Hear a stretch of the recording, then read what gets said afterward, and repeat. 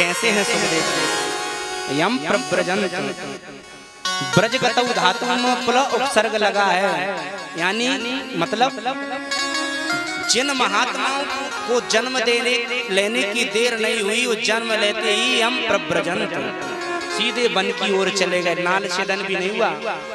ऐसे उच्च कोटि के परमहंस थे सुखदेव जी महाराज। नाल छेदन भी नहीं हुआ, सीधे पैदल चलना प्रारंभ कर दिए। ना तो घुटमन चले, ना तो कहीं गिरे, सीधा उठाए और उसी नाल को अपने गले में डाला और सीधे यम प्रव्रजंतम।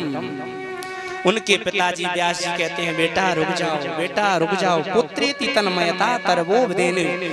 बेटे की इस भाव को सुन करके वृक्ष भी रोने लगे, वृक्षों से भी आज आवाज आने लगी, अरे सुखदेव जी रुक जाओ, हे सुखदेव जी महाराज रुक जाओ। पुत्रेति तन्मयतया तरवो विनेदुस। सारे वृक्षावली भी सुखदेव जी महाराज का विरह में कातर होकर के रो रहे हैं, उनको ठहरने की प्रार्थना कर रहे हैं। और सुखदेव जी महाराज नग्न अवस्था में भी चले गए, तो वहां जलाशय में स्त्रियां नहा रही थी, उनको कोई फर्क नहीं पड़ा।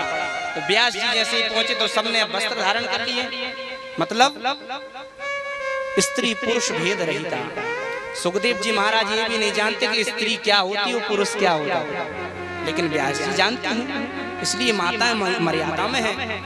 ऐसे परमहंस परिव्राजित भगवान सुखदेव जी महाराज की जो कथा को हृदय से सुनेगा, तो क्या उसके हृदय में भी परमहंसता का उदय नहीं होगा?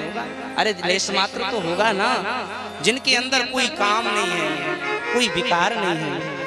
ऐसे परमहंस सुखदेव जी महाराज के चरणों में हम सभी लोग हाथ जोड़ करके प्रणाम करते हैं। बोली सुखदेव जी महाराज की जय। कैसे हैं वो सुखदेव जी और उन्होंने क्या किया? बोले स्वानुभावमखिल श्रुति सारमेकम अध्यात्म दीपमति तितीर्षतां तमोदम।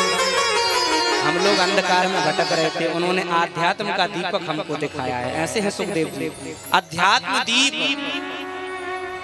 हम लोग अंधों की तरह भटक रहे थे और गर्त में चले जा रहे थे, सुखदेव जी महाराज ने आकर के हम सारे प्राणियों के अंधकार को खत्म कर दिया।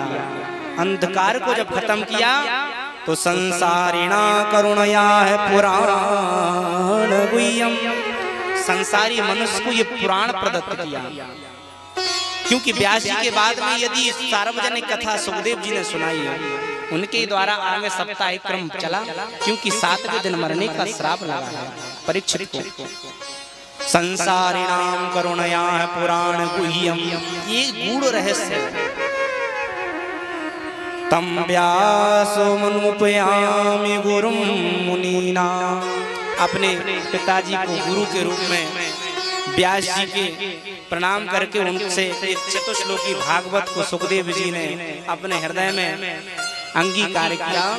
और सुखदेव जी महाराज के द्वारा ही जब राजा परीक्षित को 7वें दिन मरने का श्राप लगा, तब परीक्षित जी का मोक्ष कराने के लिए श्री सुखदेव जी महाराज कोपीन भी धारण नहीं किए हैं, केवल एक पत्ते की कोपीन धारण करके सुखताल में आकर के परीक्षित जी को इस कथा को सुनाया है, जिसको 7वें दिन मरने का श्राप लगा था। बोलिए सुखदेव जी महाराज की।